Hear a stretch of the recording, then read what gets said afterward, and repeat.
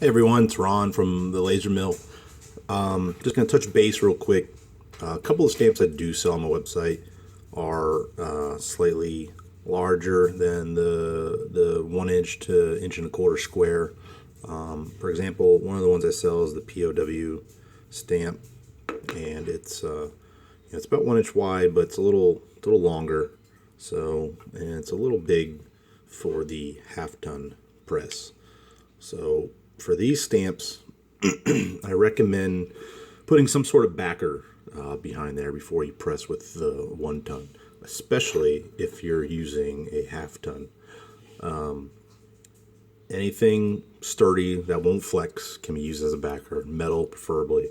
So what I'll use is just some regular steel washers from your local hardware store.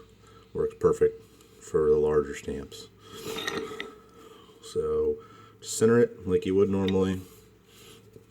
This gives a nice even pressure throughout. You're not flexing in the middle of the stamp. And it'll give you your impression. And that's it. Have a good day.